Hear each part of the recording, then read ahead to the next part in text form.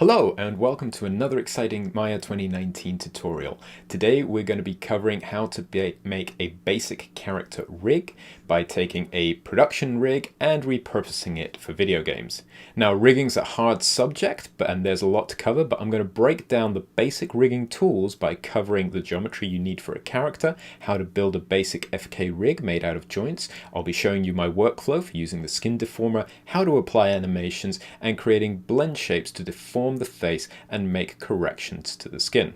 This tutorial is useful for anyone who wants an introduction to rigging, how to export a 3D character from Maya into a game engine. Now I'll be using Unreal, but I'll also be exporting everything using the FBX format, which will go into Unity or your preferred game engine of choice. I've added a lot of detail in the tutorial, especially the things that went wrong while I was exporting to Unreal. So feel free to skim through using the table of contents, and you can also leave me questions or comments below. If you like this video, then consider giving us a thumbs up, and if you want to learn more about animation, then consider coming over to Skillshare, where I've recently released a new class about how to animate using motion capture alongside with keyframes. You can get 2 months free premium access to Skillshare with this link, and it's a great class for anybody who wants to learn how to animate for video games where you need to use motion capture to create a large amount of animations very quickly. If you do want to support me and the channel, then really consider signing up, because you'll have access on Skillshare to all my classes about animation, and also it helps support me to make more videos for you guys. Also, that free membership is completely free even if you cancel your membership before the 2 free months expire. I've recently started a new section on the channel called Quick Q&A, and if you like today's tutorial, I might consider making another section which I will call Maya Labs, where I will be trying to make creative and fun projects inside of 3D where I am not the expert. I'd like to dive into areas in the channel like trying to make renders for 3D animations using game engines, maybe do some 3D printing, or look into making some augmented reality stuff all using Maya, and some other software that I probably know nothing about, so you might see a few disasters along the way. If that sounds interesting, then I hope that at least by sharing my learning process with you guys, that you'll be able to see the wonderful things that you can create in the world of 3D, or at least it will be somewhat entertaining for you guys as well. So if you like that, please consider subscribing to the channel, hit the bell button, and receive all the notifications of when I'll be releasing my latest videos. So that's all for the channel updates. So today I'm going to focus on creating a character rig that I'm going to move from Maya into Unreal, and the fastest way probably of moving your animations is using Alembic, but I'm not going to do that in this tutorial just because Alembic would only play back the animation inside Unreal, and I don't think you can modify it after you've imported it. And who knows, maybe there's Datasmith or some other plugin that exists out there that might be able to solve this problem with a single button, but I'm going to go ahead and do it, so let's explore. It might be obvious, but the first problem is that the rigs that we use to animate in production have features that are not supported by the standard FBX format. So when we try to export them from Maya, we will instantly get all these notifications of things that have not been saved. And if we go further and try to import that FBX, even with its errors, into Unreal, the import will just fail. So I'm going to show you how to create a simple game rig that will take any animations we make with another production rig. In this case, I'll be using Franklin. The Franklin rig was made by Joshua Coate for Artella. You can check out more of his awesome work on ArtStation, and I'll apologize to him many times by completely ruining his work with the very quick and basic rig that I'm going to make during this tutorial.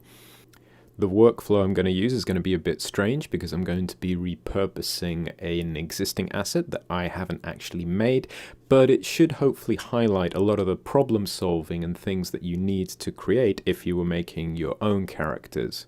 I'll be going through this instead of spending the time of having to build my own production rig, which I really don't have the skills to actually do.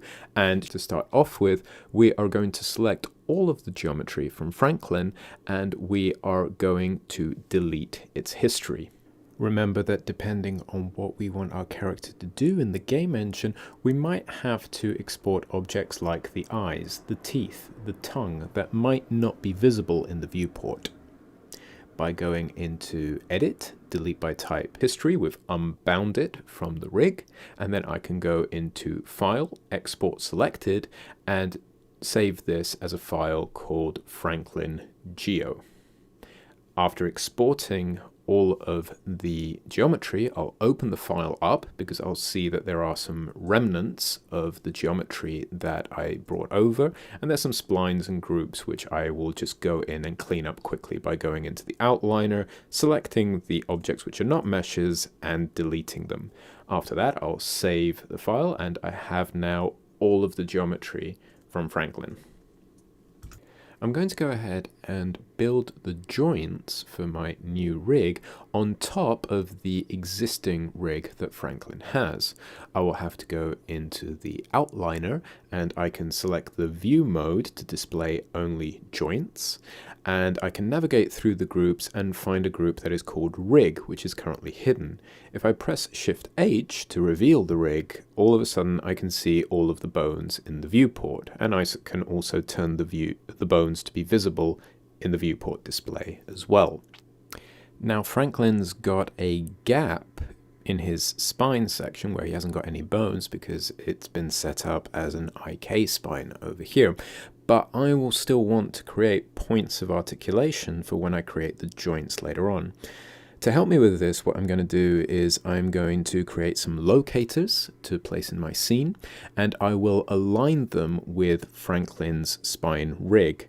I'll basically align every locator to a point according to the rig's splines.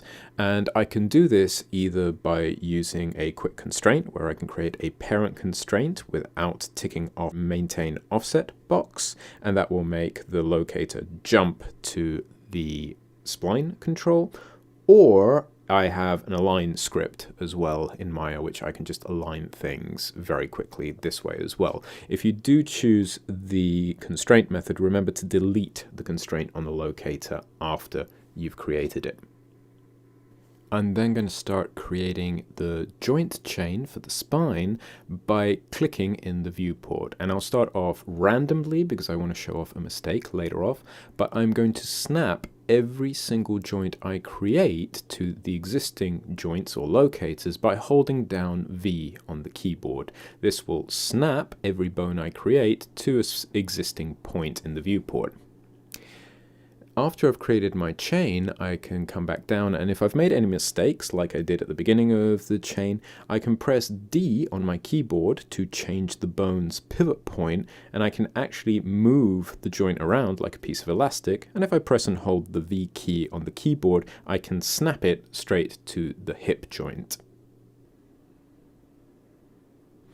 Now, it wouldn't be a tutorial about rigging if I really didn't stress how important it is to rename your joints as you go along.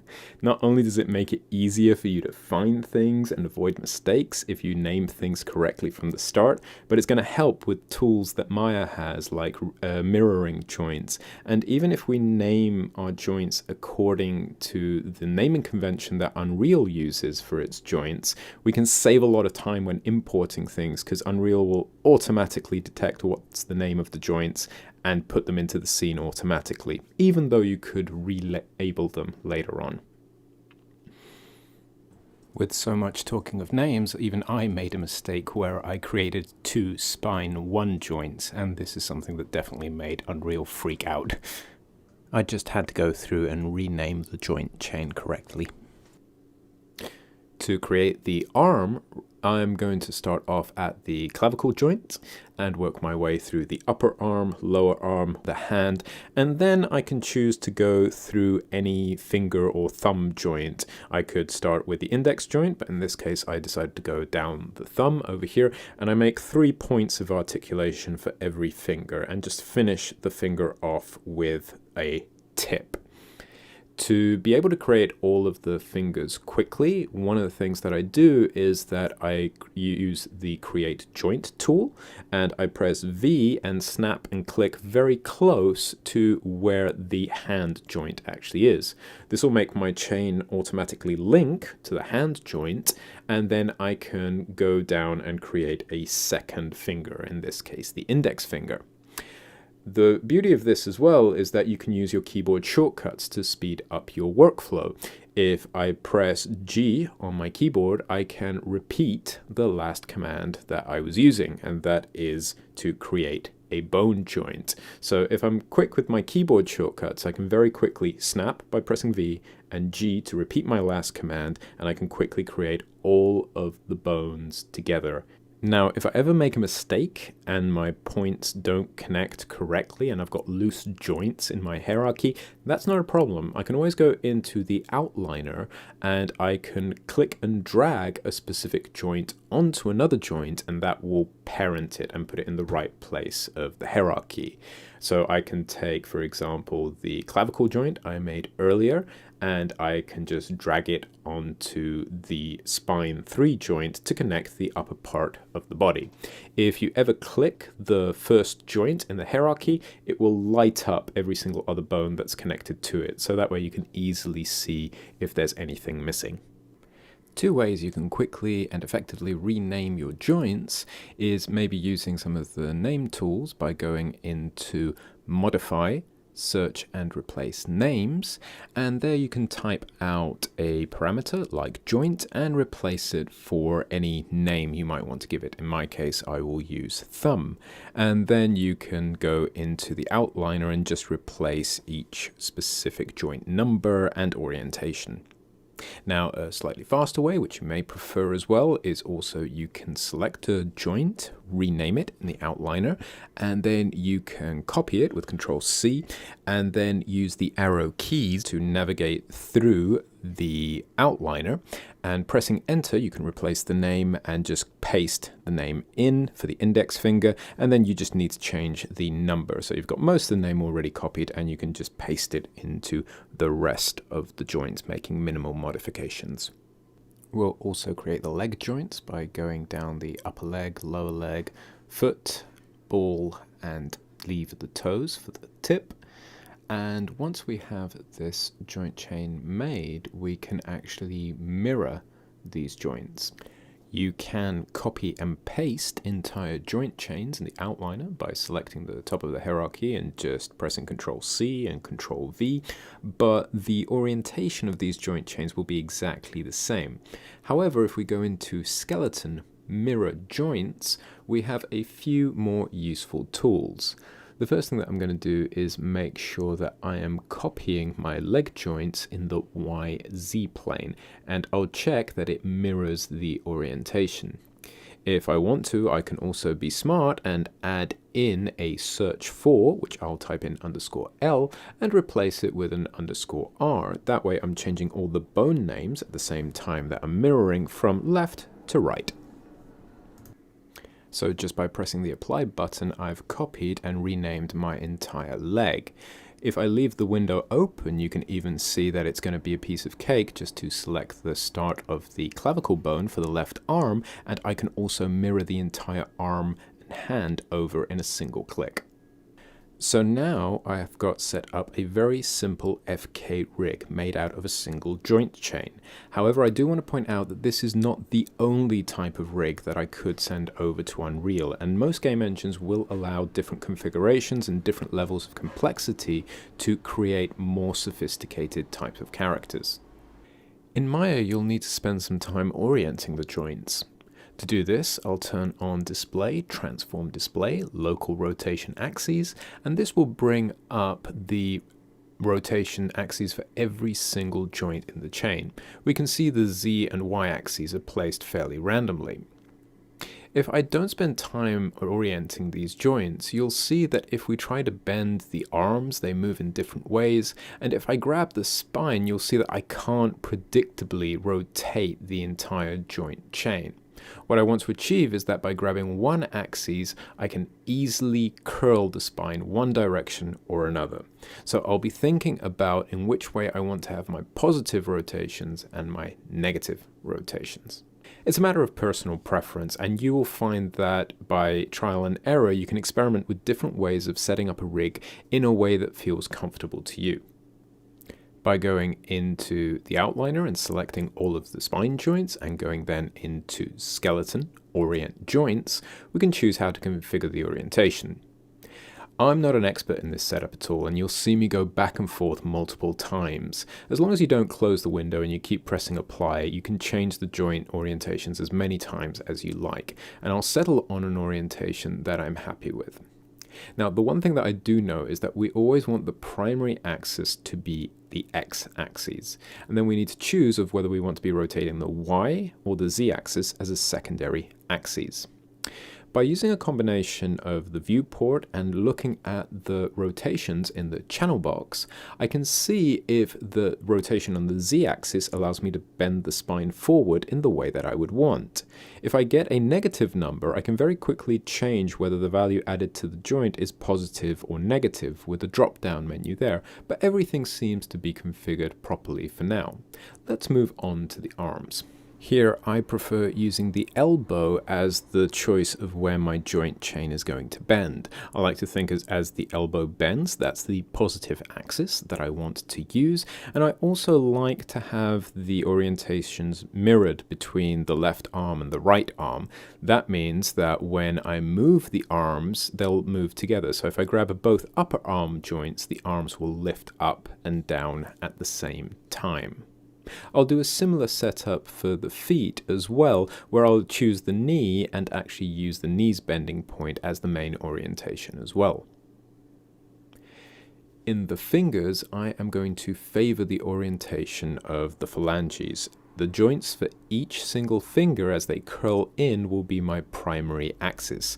I'm not really going to worry that much about the movement of the fingers from side to side, as they really don't bend further from the base of their joint in either side of direction. So really just focus on making one strong curling direction for each finger and thumb, and the rest should fall into place.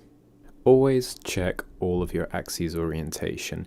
Even when I mirrored the joints from the hand from left and right, everything was perfectly fine in the arm. But if I look at the axes of the fingers, they look completely terrible and they've gone in complete random directions. However, it's just going to be a few quick clicks for me to select all of the finger chains and align them properly. It is possible to orient the tip joints as well with a little more configuration, but since I'm not going to add them into the skinning deformer for deformations, I'm really not going to be worrying about if tip joints are actually oriented in the right way. One of the features that I chose to include in the head was to create a series of extra joints to skin the eyes and the jaw. That way I can actually animate the joints and create motion for the eye line and the mouth opening and closing. This is something that I can control either in Maya or in Unreal, and it's very much up to you to choose how you want to deform the face, but creating joint chains to articulate the face further than what we had in our production rig is a possible way of bringing animation into a game engine. I'll now select the first joint in the outliner, and I will go to File, Export Selection, and save out the entire skeleton joint rig as a separate file so I can combine it with the geometry. So as a summary, as I go creating new joints in the viewport, Maya is going to assign its best guess at local orientation for its axes, but it's not really very good at it. You do have to go in and check the local rotations and make sure that they work in a way that's suitable for your animation.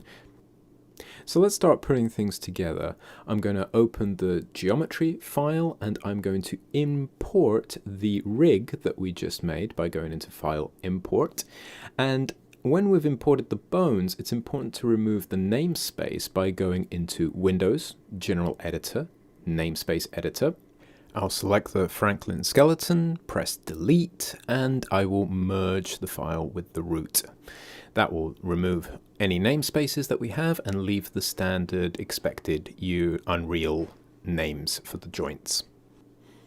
Selecting both the joint chain and the geometry, I can go up to Skin, Bind Skin, and choose Options, just to make sure that everything's bound to the hierarchy and the maximum influences. In my case, I like setting them to 2 to have as little as possible.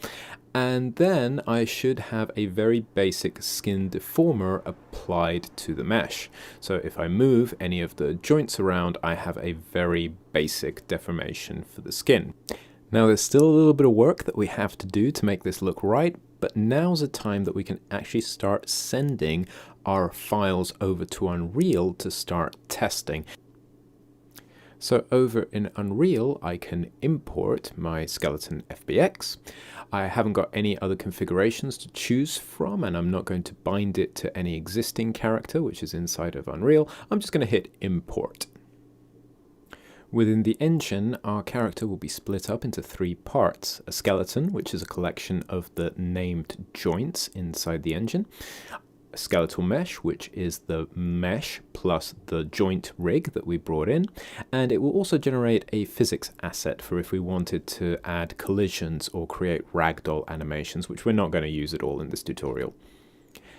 I named all the joints following Unreal's naming conventions, so we won't need to remap any names over here, but you could create a joint chain with completely custom names and you just have to relabel them in Unreal. I also noticed that Franklin has some inverted normals on his sleeve, so if I head back to Maya and select the appropriate faces and grow my selection using Shift Period, I can go into the Mesh Display menu and choose Reverse to flip all the normals so they're displayed in the correct way. Now you'll notice that Franklin's materials don't translate over into Unreal, and this would be a bit easier if Franklin was textured with bitmap textures so that we could just import them into Unreal and that would give us a guide for his shaders. I'm now going to start painting the skin weights. If I select the face geometry and go into Skin, Paint Skin Weights, I can see the effect of each bone on the face geometry by showing up in these white and grey colours. The first thing I want to do is to weigh my geometry, and I want all the objects to follow the head joint to have an influence painted on them that is of a value of 1, the whitest color that we could possibly make a skin weight brush. So I can select all of the geometry like the hairline, the eyebrows, and I can go into the tool settings for the Paint Skin Weights tool to bring up my last used tool, and I can set them all to have a value of 1 by pressing this flood button. A common technique while painting skin weights is to add some keyframes to the head joint so that I can actually move it into a specific position and then scrub through the timeline to see the effect of my skinning without having to come out of the Paint Skin Weights tool. Now, painting weights is normally a time-consuming and normally a time when Maya chooses to crash quite often, so I recommend you save regularly. And may the Maya gods always be in your favor.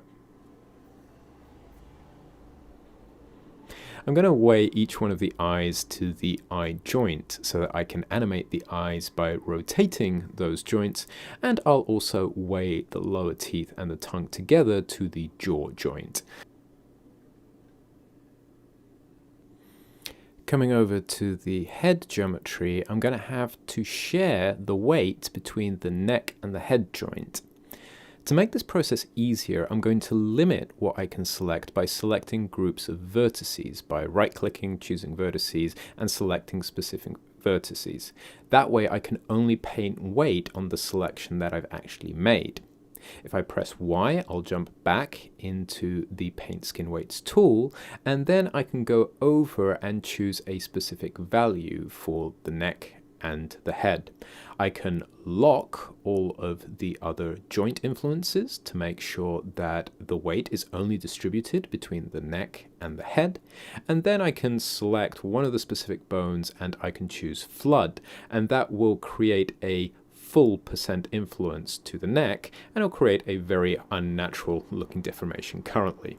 However, by jumping back down into selecting other vertices, I can come in and start smoothing out the effect. So I can create selections and assign them either to one joint or to the other, and then I can select the in-between vertices and start creating a transition by changing my flood type from replace to smooth. With a few clicks, we can get an average result, but later on we can use all of the other brushes inside of the Paint Skin Weights tool. Remember to turn your vertice selection off for this part, and you can actually paint in where you want the deformation to be. As I work my way across the body, I'll repeat the process of adding keyframes before I create my skin weights, so I can create some small animations for each joint of the arms. To weigh the arm, I'll remove all the weight from the joints this time, and what I'm going to do is add 100% of the influence to the upper arm by going into the Paint Weights tool and selecting Flood the upper arm joint with the entire weight. Locking all the other influences except the upper arm and the lower arm will allow me to balance the weight around the elbow more precisely. And I'm going to make a selection of vertices that start from the elbow all the way down, and then I'm going to flood the weight of those down to 1. I'll then make a selection of vertices around the elbow joint, and I will smooth those areas out with just a little bit of touching up the elbow with the brushes. I can then come in and make sure that I've got an accurate deformation for the elbow. Going down, I'm going to do the same thing with the fingers as well, and I will go systematically down, adding influence from the parent joint down to the child, and then smoothing around the joint that I just created. So I'm constantly pushing the influence down the joint chain until it's painted properly. What I find really useful about this workflow is that by having the influence on a single bone and then locking every single other bone and just balancing the weight between 2 bones at a time, I can create some really good deformations, which I think are much better than the ones that Skin tries to create by default. You also have the advantage that you're not constantly wondering where your weights are going to and seeing strange artifacts come up. It might be a little bit more time consuming, but I do tend to prefer the results that I get by working in this systematic method. From here onwards, I can constantly export updates to Franklin and test them out in Unreal. You can see I've gone ahead and made some colored shaders, but I'm not going to focus on how to make textures in Unreal, as there's a load of videos on YouTube that cover that subject in much more detail than I can. But just as a small intro, I have actually gone ahead and just made some simple colored materials. One advantage is if you've labeled your materials in Maya's Hypershade, the name of the materials will be displayed inside of Unreal, and you can use that as a guide to quickly make your textures. The shading model inside of Unreal is also a node-based texture editor as well, with very similar attributes to Maya as well. You'll see that there are some areas like base color, metalness, specular, roughness, and other types of terminology that should be familiar to you if you've learned a little bit about texturing. However, the way that Unreal creates and displays its materials is just slightly different. So we've reached the part where I want to connect my Franklin game rig to the Franklin production rig that we started off at the beginning of the tutorial. That way I can animate the production rig inside Maya and transfer all those animations into Unreal. There might be a better way of doing this, but I'm going to use Human IK by going into Windows, Animation Editors, Human IK. Now, Human IK is a system that came from Motion Builder, and I will have to pose my Franklin game rig in a T-pose so that it works with this system. The legs of the character have to be straight up in the Y-axis, and the arms have to be following the horizontal X-axis. I'm going to help myself by going into the orthographic views and turning on the rig and making sure that all the limbs are aligned correctly. Now that I've got Franklin set up, I will have to double-click on each joint section in the Human IK panel and then select the corresponding joint in the viewport. I will expand sections like the spine, neck, and fingers to be able to select and add them to the human IK system. I have a property that mirrors the selected joint selection, and when I select the left joint, it will also map the right joint if these have been named properly. But for areas like the hand, I might want to turn this off, as constantly going between left and right hand for every joint is far too time consuming. So I'll turn that off and do the whole left hand joints and then swap over in the viewport to do the right hand. Once my character definition is ready and I've got a green tick in the top right hand corner of Human IK, I will rename the character to Game Rig so it can be easily identifiable. And in true Blue Peter fashion, I will bring in an animation that I made earlier with Franklin's production rig, which I also connected to Human IK. Thanks to being able to create some motion capture and along with some custom keys, I've got a walk animation all ready to be connected to Franklin. So now that I have multiple Human IK characters available, I will hide everything except my game rig, which is still in its source T-pose. I will then choose the source to be the Franklin animation that I just brought in, and I can see my game rig now walking away with the original animation. My game rig is now animated, but what I have to do is save the keyframes by going into Bake, to Skeleton, and Maya will create a keyframe on every joint for every frame of the animation. And this is a normal way of baking out animations and sending them into game engines. A pro tip at this stage is that we actually only really need to export the skeleton to send the animation into Unreal. Even though we could clean up the file and send both the skeleton and the character mesh, we can reduce the overall file size by selecting the first joint in the skeleton chain and go into File, Export Selected. In your FBX settings, you will just need to tick the animation box, and you can also bake the animation here if you haven't done it previously. I created 3 animations to import into Unreal: an idle, a walk, and a run. If you want to learn more about how I created the animations for this tutorial using motion capture and keyframe animation, then come and check out my classes on Skillshare. Using this link, you can get a 2-month free Skillshare Premium membership and have unlimited access to every class on Skillshare. And you will get those 2 months completely free, even if you cancel your account before those 2 months are up. If you want to support the channel, please come over to Skillshare and check out some of my stuff. When importing the animation FBX files in Unreal, I will select the skeletal mesh that we made earlier when we were importing Franklin for the first time. That will connect all the animation files with the Franklin skeletal mesh, and we will have some animation files which will be color-coded green, and when I double click on them, the clip will load alongside the skeletal mesh so we can see the full animation on top of the joints. You can also notice how my skinning around the shoulders has not been too successful, but that's one of the great things of using motion capture alongside your rigs, which is that you can see the deformations that you need to create a little bit more clearly than the few keyframes I made in Maya. I can then head back into Maya, and I can actually use the Paint Skin Weights tool alongside with the animation. I can actually play through the entire file and paint on top of the bones that I require a further adjustment. Once everything's ready, I'll set Franklin again to a T-pose, and I will re-export the actual skeletal mesh and update it inside of Unreal.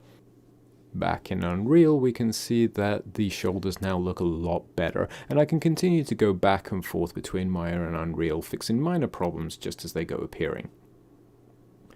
I'll also export an animation for the run and the idle, and I'll always be checking that the feet are in contact with the ground plane.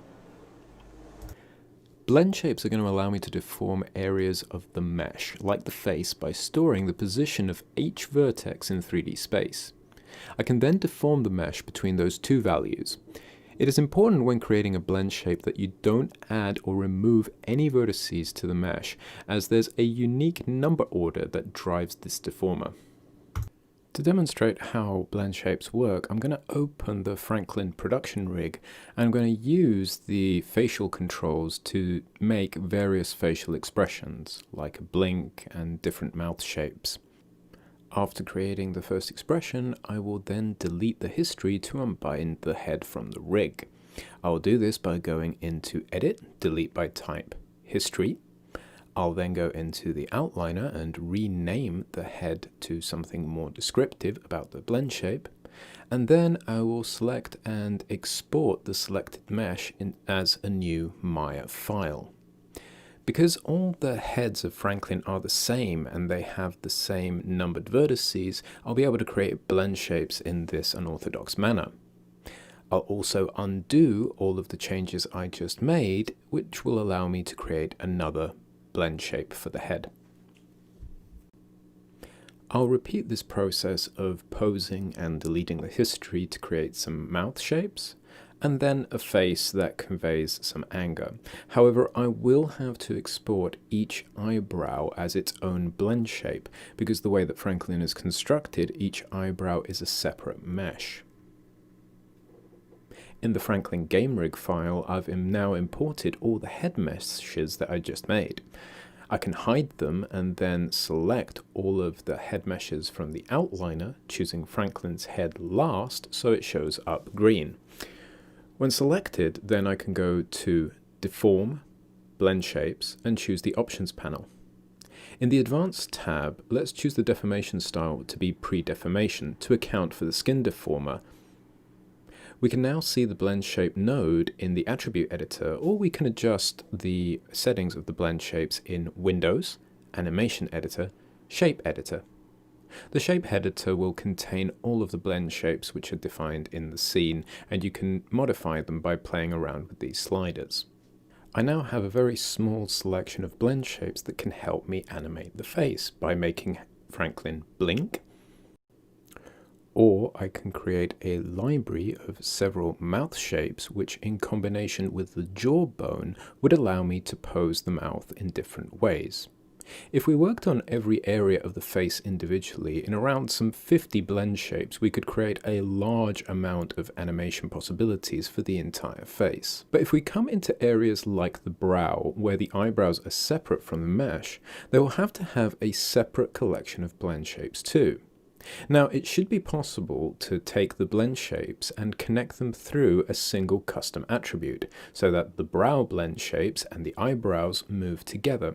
But this method won't copy over directly into Unreal, although it is possible that we could create Unreal blueprints that would have similar functionality. If you were creating a character from scratch, the normal way of creating blend shapes would be to select the mesh and go into the shape editor and create a new blend shape with a new target. Then once you're in edit mode, you can use any of Maya's modeling tools to sculpt the geometry. This could include sculpt brushes or just polygonal modeling. In this case, I'm just selecting a single vertex and using soft selection to move the brows around the face. The new blend shape will allow me to move the brows upwards, and if I made a small library of these, I could create almost any brow pose from a combination of 4 or 5 different blend shapes. Blend shapes can also be used to correct deformations on the rig. We can connect these in Maya to set-driven keys, and these will apply the blend shape as the leg bends. I don't think that set-driven keys will actually transfer over to Unreal, unfortunately. However, another method is that you can bake a blend shape out in a very similar way to how you bake out animation, and every single animation file could have its own blend shapes running with the mesh. If we export our Franklin rig one more time and come back to Unreal, we can now view all the blend shapes within the skeletal mesh. They are now a collection of values that we can dial in and hopefully control within Unreal. Now, I'm not an expert on programming or how to create game logic with blueprints, but it does seem that a lot of the tools that you could use inside of Maya to trigger blend shapes are also available inside of Unreal, but they seem to have a slightly different way of applying them. Now I can view all the animations that I made for Franklin, from his walk to his run and his idle. And with Unreal, I could try and blend all of these together using something that is conveniently named a blend space. A blend space is actually a little projection of animation where Unreal is trying to blend between different animation files depending of the speed at which a character is walking. Therefore, if I have a character in idle, he will play his idle animation, and it will gradually move into a slightly slower walk until it hits the walk speed, and then it can go all the way up into a run. And you'll see that without a lot of setup, you can actually blend all these animations together because Unreal is going between all the joint animation. So that's a quick overview to the rigging tools that I wanted to cover today. It still is very basic, but one of the key takeaways that I want you guys to take is that rigging is a long process. The more time you can dedicate into it, the more you will get out of it. It also pays to be organized and rename things, and saving constantly is an absolute must. Also, it's really useful to know the keyboard shortcuts and where all tools are, because that will cut down your work time a lot. I'd like to thank Joshua Coate again for the Franklin rig, which has been really useful because it means that I haven't had to design a complete character from scratch, and it's also shown very well how you can take a game animation character all the way from Maya right into Engine. Now, this tutorial has gone on for quite a long time, but we haven't even covered some of the other tools which are inside of rigging, like how to create IK joint chains, how to create stretchy bones, how to create deformers, how to also create custom attributes with set-driven keys, or even dive into the dark recesses of the Maya node editor. If that is something that's interesting to you guys, then send me some comments below and we'll see what we'll be doing for our next rigging tutorial. If you like the channel and you want to support me as a creator, then really consider joining one of my Skillshare classes, or at least subscribe, hit the notification button, or leave me a comment in YouTube, as your support is really useful for helping me going and making these videos for you guys. So until next time, keep learning, stay strong, and I will catch you in the next video. Bye bye.